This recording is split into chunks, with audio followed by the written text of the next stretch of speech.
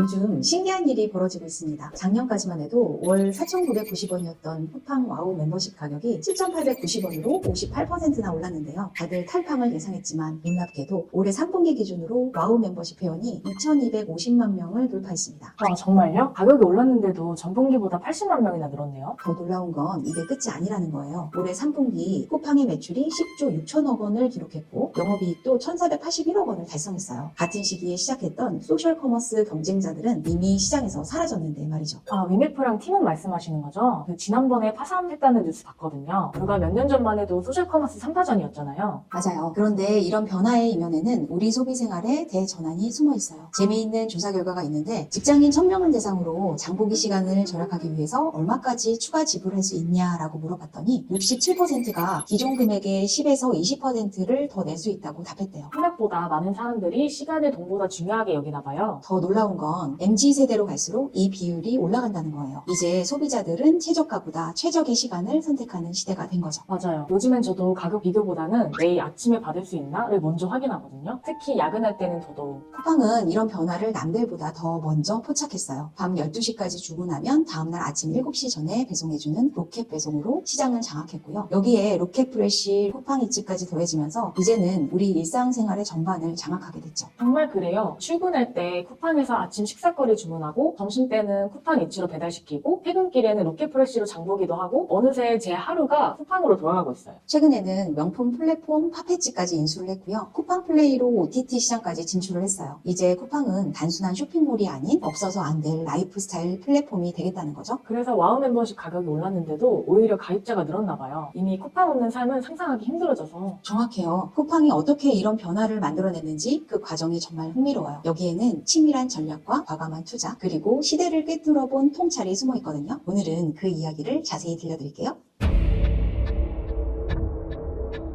쿠팡의 시작은 2010년으로 거슬러 올라갑니다. 당시는 그룹폰이라는 미국 소셜 커머스가 전 세계적으로 성공하면서 한국에도 소셜 커머스 붐이 일어났죠. 그때 정말 핫했죠. 팀원, 위메프, 쿠팡이 서로 경쟁하면서 공격적인 할인을 했잖아요. 맞아요. 근데 여기서 쿠팡은 남다른 행보를 보여줬어요. 김범석 대표가 골드만삭스 베인앤컴퍼니 출신이라는 점도 중요했죠. 남들처럼 단순히 할인 경쟁을 하는 게 아니라 물류 혁신을 통해 그 성장을 그렸거든요. 어떤 점이 달랐어요? 2012년 쿠팡은 업계 최초로 자체 물류 시스템을 구축하기 시작했어요. 당시 모든 소셜 커머스가 상품 중개만 하고 있을 때였죠. 업계에서는 미쳤다라고 했대요. 왜냐하면 물류센터를 짓고 배송 인프라를 구축하려면 어마어마한 비용이 들었거든요. 그럼 초기에는 엄청난 적자를 받겠네요? 맞아요. 2014년까지 쿠팡의 누적 적자는 수천억 원을 달했어요. 하지만 이때 결정적인 일이 있었죠. 김범석 대표가 소프트뱅크의 손정혜 회장을 만나는데 성공한 거예요. 그 유명한 미팅이요? 어떤 얘기가 오갔는지 궁금하거든요. 김범석 대표가 이렇게 말했대요. 우리는 단순한 이커머스 기업이 아닙니다. 라스트 마일, 즉 상품이 고객에게 도달하는 마지막 1마일을 혁신하는 기업이 될 겁니다. 이 비전을 본 손정희 회장이 2조 원이라는 어마어마한 투자를 단행했죠. 2조 원이면 엄청난 금액인데 그 돈으로 뭘 했나요? 쿠팡은 이 투자금으로 전국에 대규모의 물류센터를 건설하기 시작했어요. 2014년에는 업계 최초로 로켓 배송을 시작했죠. 다른 기업들이 택배사에 의존할 때 쿠팡은 직접 배송하는 혁신을 선보인 거예요. 드디어 쿠팡맨이 시작됐네요. 맞아요. 이게 왜 혁신적인지 아세요? 기존에는 이커머스 업체들이 판매자한테 상품을 받아서 택배사에 넘기는 구조였어요. 근데 쿠팡은 아예 자기들이 상품을 매입해서 보관하고 직접 배송하는 거예요. 근데 그게 더 비용이 많이 들지 않아요? 그래서 더 대단한 거예요. 쿠팡은 2015년부터 2021년까지 무려 6조 원이 넘는 적자를 냈거든요. 매년 엄청난 적자를 내면서도 물류 인프라 투자를 멈추지 않았어요. 어떻게 그렇게 할 수 있었을까요? 여기에서 정말 중요한 포인트가 있어요. 쿠팡은 처음부터 돈 벌 생각이 없는 기업을 표방했어요. 무슨 말인지 알겠어요? 왜 돈을 안 번다고요? 쿠팡의 전략은 규모의 경제였거든요. 돈을 벌기 전에 먼저 시장을 장악하겠다는 거죠. 아마존도 똑같은 전략이었어요. 15년 동안 적자를 내면서도 시장 점유율을 계속 높여갔죠. 그래서 계속 투자할 수 있었구나. 맞아요. 2021년 나스닥 상장 때까지 쿠팡은 총 12조 원을 넘는 투자금을 유치했어요. 이 돈으로 전국에 100개가 넘는 물류센터를 지었고 자체 배송 인프라를 구축했죠. 여기에 로켓프레시, 쿠팡이츠까지 만들어지면서 서비스를 확장해 갔고요. 근데 경쟁사들은 왜 같이 하지 않았을까요? 그게 바로 핵심이에요. 다른 기업들은 할 수 없었어요. 이마트나 롯데마트 같은 기존 기업들은 당장의 실적을 내야 하는 상장 기업들이었거든요. 수년간 적자를 내면서 투자할 수가 없는 구조였죠. 그래서 쿠팡만 이렇게 크게 성장할 수 있었나 봐요. 정확해요. 쿠팡은 초기부터 미국 상장을 목표로 했어요. 실제로 법인 구조도 미국 회사예요. 이런 전략 덕분에 대규모 투자 유치가 가능했고 장기적인 성장에 집중할 수가 있었죠. 그럼 이제는 돈을 벌기 시작한 거네요? 드디어 올해부터 흑자로 전환했어요. 7년 만의 일이었죠. 누적 적자가 10조 원이 넘었는데도 포기하지 않은 끝에 이뤄낸 성과예요. 이제 쿠팡의 진짜 성장은 시작이라고 볼 수 있죠.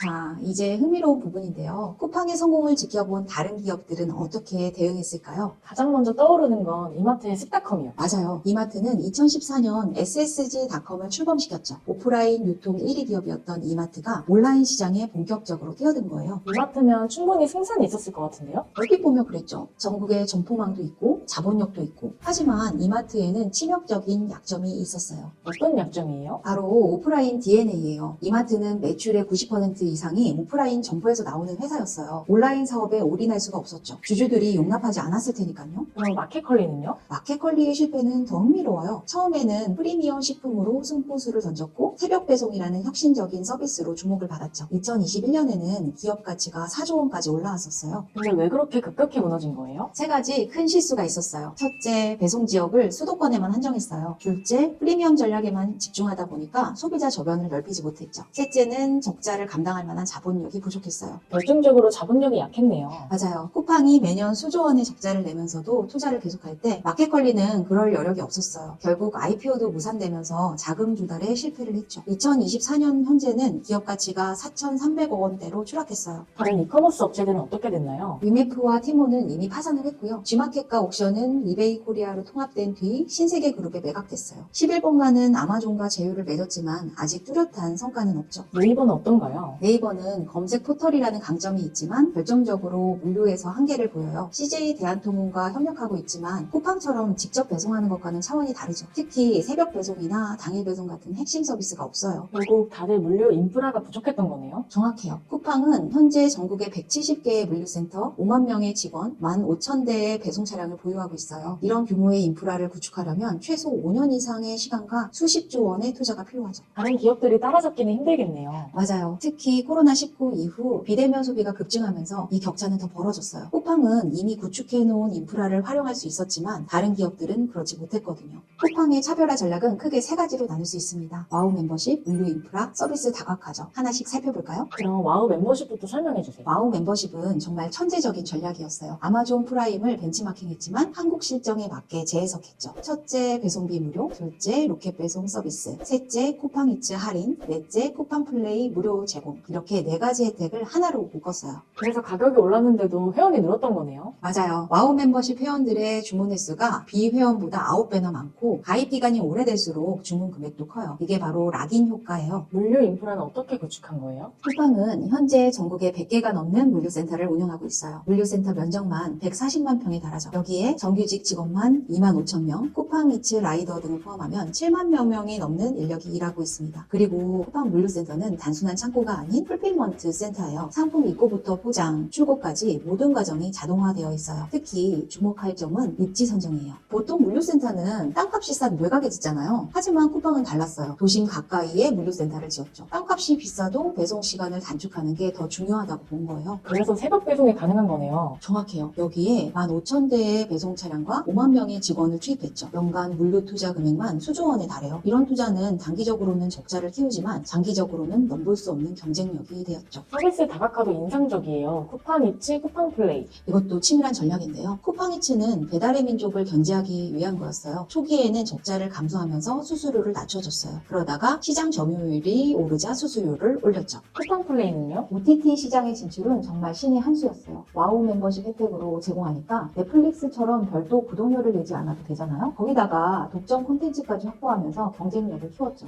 최근에는 명품 플랫폼 팟패치도 인수했잖아요. 맞아요. 맞아요. 여기서 주목할 점이 있어요. 쿠팡의 서비스 다각화는 단순히 영역을 넓히는 게 아니라 모든 서비스가 와우 멤버십이라는 하나의 구심점으로 연결된다는 거예요. 아, 그래서 쿠팡 생태계라고 하는 건가 봐요. 정확해요. 이제 쿠팡은 단순한 이커머스 기업이 아니에요. 일상생활 전반을 아우르는 라이프스타일 플랫폼이 된 거죠. 새벽 배송으로 장보기하고, 점심은 쿠팡 이츠로 주문하고, 저녁은 쿠팡 플레이로 영화 보고, 하루 종일 쿠팡 안에서 생활하게 만든 거예요. 소비자들의 마음이 어떻게 바뀌었는지 정말 흥미로운 데이터가 있어요. 어떤 데이터예요? MZ세대의 82%가 시간을 절약할 수 있다면 더 비싼 가격을 지불할 용의가 있다고 대답했대요. 더 놀라운 건 베이비 부모 세대도 67%가 같은 답을 했다는 거죠. 세대를 불문하고 시간을 중요하게 생각하나 봐요. 맞아요. 특히 1인 가구와 맞벌이 부부가 늘어나면서 이런 경향이 더 강해졌어요. 시간을 돈으로 사는 것이 당연해진 거죠. 실제로 최근 한 연구에서는 소비자들이 1시간의 시간 절약을 평균 약 2만 원 정도의 가치로 환산한다고 해요. 그래서인지 주변에서도 마트 장보기를 귀찮아하는 사람들이 많아졌어요. 여기서 정말 재미있는 소비 심리가 있어요. 귀차니즘이라고 하죠. 소비자들이 귀찮음을 피하기 위해서 기꺼이 비용을 지불하는 현상이에요. 특히 코로나 이후에 이런 현상이 더 강해졌어요. 코로나가 결정적이었나요? 네, 정말 큰 영향을 미쳤죠. 비대면 소비가 일상화되면서 세 가지 큰 변화가 일어났거든요. 첫째, 온라인 쇼핑의 편리함을 경험한 5060 세대가 디지털 소비에 익숙해졌어요. 둘째, 집콕 생활로 인해서 배송 서비스의 가치를 재평가하게 됐죠. 셋째는 시간 활용에 대한 인식이 완전히 바뀌었어요. 와우 멤버십 같은 구독 서비스도 이런 변화의 일부인가요? 정확해요. 구독 경제의 핵심은 소유가 아닌 경험과 편의성이에요. 여기서 정말 놀라운 통계가 있어요. 어떤 통계예요? 가입 기간이 길어질수록 주문 금액이 증가한다는 거예요. 2년 된 회원은 신규 회원보다 평균 2.5배 더 많이 구매한다고 합니다. 와, 저도 그런 것 같아요. 배송비 아끼려고 오히려 더 자주 시키게 되더라고요. 그게 바로 선구매 후 정당화 심리예요. 여기에 더해서 매몰 비용 효과도 작용합니다. 이미 지불한 구독료를 최대한 활용하려는 심리가 구매로 이어지는 거죠. 앞으로도 이런 트렌드가 계속 올까요? 아마도 강화될 것 같아요. 특히 세 가지 요인이 이를 더 가속화시킬 겁니다. 첫째, MZ세대의 소비 영향력 증가. 둘째, 1인 가구와 맞벌이 부부의 지속적인 증가. 셋째, AI와 빅데이터를 활용한 초개인화 서비스의 발전이죠. 지금까지 쿠팡의 성공 스토리를 살펴봤는데요. 이제는 그 성공이 가져온 그림자에 대해서도 이야기해볼까요? 최근 공정위 과징금 사건 말씀이신가요? 네, 쿠팡이 약 3천억 원대의 과징금을 부과받았어요. 자사 제품을 검색 상위에 노출시키고 경쟁사 제품은 하위에 배치했다는 혐의죠. 이게 단순한 검색 순위 문제가 아닌 이유가 있습니다.